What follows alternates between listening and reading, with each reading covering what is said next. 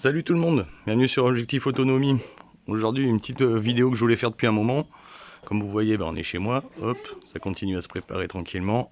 Mais c'est pas le sujet du jour. Le sujet du jour, c'est comment on peut se préparer à l'autonomie, même en ayant peu de place. Alors là, comme vous voyez, on n'a jamais trop de place, on est toujours dans ma montée d'escalier. Je vais vous montrer ce qu'a fait mon voisin juste en dessous.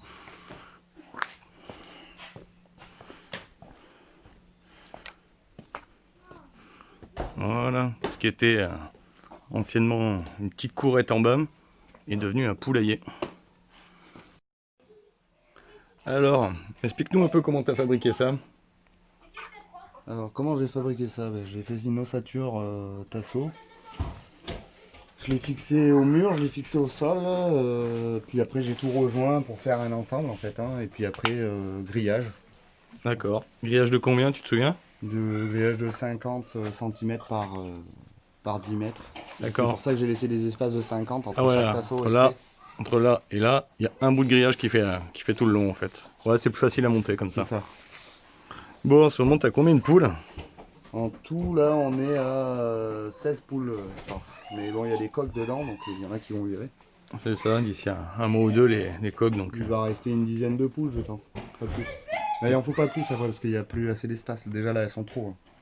Ouais, c'est juste le temps que on voit qui est qui. Voilà, c'est ça. Vu que t'as eu des poussins au début et pas des poules. Bon, on va essayer de rentrer parce que, hop, il y a un peu de monde devant la porte.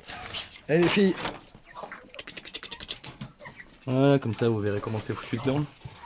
Comme vous voyez, il y a des perchoirs aussi. Les aime bien s'y mettre. Plein de perchoirs, ouais. C'est vrai qu'elles passent leur temps là-dessus quasiment. Avec les pigeons aussi. Tac. Donc environ, je pense qu'on avait calculé, ça fait combien de mètres carrés à peu près ça? 7-8, je crois qu'on avait dit un truc comme ça. Ouais à peu près, ouais. Dans ces eaux-là. Puis donc là-bas, on va s'approcher, t'as fait ce qu'il faut pour qu'elle dorme et qu'elle ponde surtout aussi. Voilà.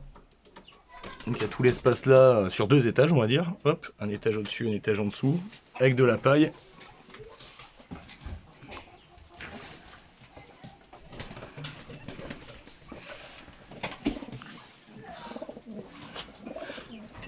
Deux réservoirs à eau.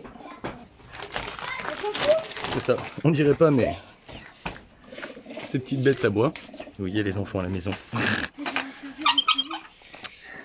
Et en moyenne tu passes combien de bouffe par mois?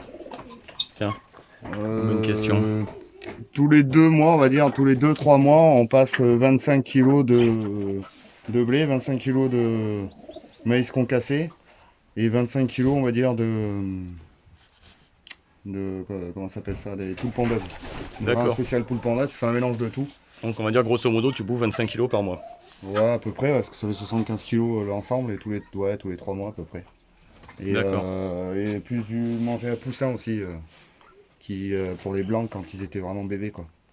D'accord. Puis là, regardez-moi ça. Ils passent leur journée là-dessus, ils dorment là-dessus.